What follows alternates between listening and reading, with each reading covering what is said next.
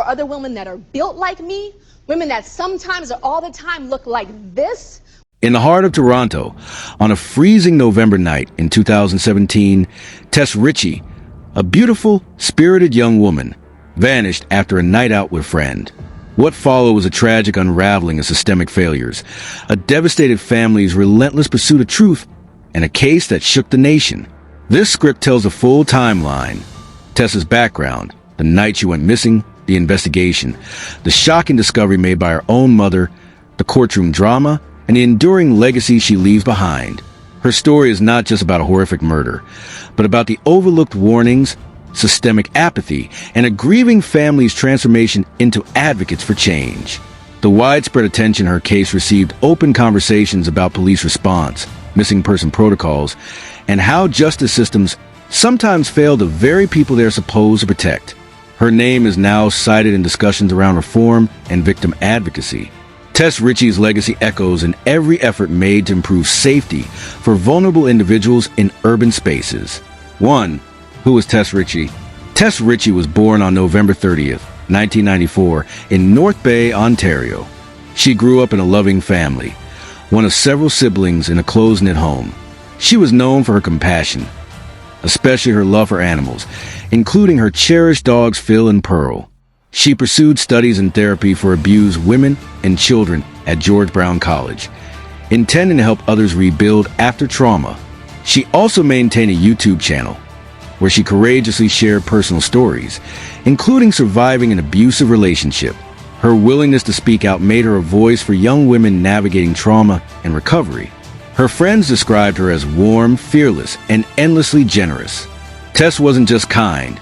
She was also resilient, a person who could make anyone feel safe in her presence. Her life was a blend of creativity and courage, marked by her deep desire to uplift others. Even when she was still healing herself, her bold honesty about mental health and healing created an unspoken community among her viewers and peers. Her story was one of survival, hope, and the quiet strength to rise again. 2. Searching for herself. Though she had a clear passion for helping others, Tess was still finding her career path. She eventually switched to Seneca College to study flight services.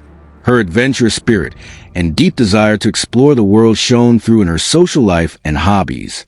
She loved photography, vintage shopping, makeup artistry, and running. In 2017, Tess lived in Toronto and was in a transitional phase. She was between dreams and careers, but she remained optimistic and determined. Her friends recall her as someone always up for spontaneous fun, but equally committed to her values. Her openness to people and trust in the world would tragically make her vulnerable. Despite the uncertainty, Tess continued moving forward, embracing new possibilities while trying to figure out where she truly belonged. Her inner strength was evident in how she tackled each obstacle, determined to build a life of meaning and independence. Every conversation, every step she took was filled with the hope of shaping her own path and embracing a brighter future. 3. The night of November 24th. On November 24th, 2017, Tess went out with her friend Riley Sim to Cruise and Tangos, a popular gay bar in the Church Wellesley Village. Tess, who identified as bisexual, found comfort in LGBTQ+ spaces where she could be herself. At the bar, the pair met Kalen Schlatter, a seemingly harmless young man who claimed to be gay. Around 1:30 a.m., the three left the bar together. Riley called an Uber home, leaving Tess with Kalen. Surveillance cameras later showed the two walking down a dark alley near Dundonald Street. Tess texted her mom that she was safe, but tragically that was a lie.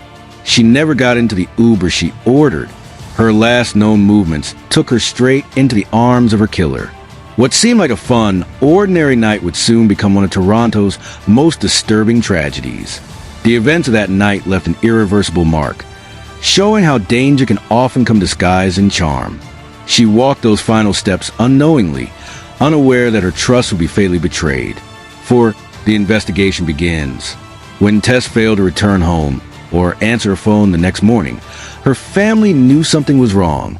Her mother, Christine, and sister Rachel began calling hospitals and police. However, authorities initially dismissed their concerns, suggesting Tess had simply taken a break. Unsatisfied, Christine drove 4 hours from North Bay to Toronto. On November 29th, 5 agonizing days later, Christine found her daughter's body herself at the bottom of an outdoor stairwell just meters from where Tess was last seen on camera. The discovery rocked the city. It wasn't the police who found her. It was her mother. That failure triggered public outrage and scrutiny of Toronto's missing person protocol. The case highlighted how crucial timing is in missing person investigations and how assumptions can cost lives. The moment became a symbol of every system that had failed her, and by extension, many others. It sparked a long overdue dialogue on prioritizing urgency and empathy in cases involving vulnerable young women. 5. The suspect unmasked. Tess had been strangled with her own scarf. DNA found on her body, and surveillance footage tied Kalen Schlatter to crime. His clean-cut image was deceptive. He had been publicly praised for helping an assault victim months earlier. But forensic evidence, including a water bottle he threw away at the police station, confirmed his involvement. Undercover officers placed in his holding cell recorded him bragging about manipulating women and engaging in violent sex. An ex-girlfriend later confirmed his obsession with choking. The charming exterior gave way to a profile of a serial predator. The police built a case that showed not only his involvement, but his pattern. He had fooled many, but his behavior revealed a deeply dangerous individual hiding in plain sight. His narcissism, cruelty, and carefully masked intentions formed a chilling portrait of a man who lived for power and predation. 6. The trial and verdict. The trial began more than 2 years later. Kalen pleaded not guilty. His defense claimed the encounter was consensual. That test initiated intimacy. But his timeline didn't match surveillance footage. DNA proved physical contact, and the jury heard the undercover recordings of him boasting about women and violence. After a month-long trial, the jury returned a guilty verdict. Kalen Schlatter was sentenced to life in prison with no chance of parole for 25 years, the maximum under Canadian law for first-degree murder. In court, Tess's family wept. Justice had come, but far too late. The trial exposed systemic failings and left the public questioning how many lives are endangered by outdated, slow responses. The verdict gave some closure, but not enough to undo the damage already done. The case also sparked new debates about sentencing, parole, and victim advocacy in Canada's legal system. It prompted reviews of law enforcement protocols and became a case study in preventing future tragedies. 7. Legacy and ongoing change. Tess's death sparked public outcry and policy review. The Toronto Police Service later admitted to serious mishandling of her case. An internal review was launched. Community leaders demanded change in how missing persons are prioritized, especially women and LGBTQ+ individuals. Her family turned grief into advocacy.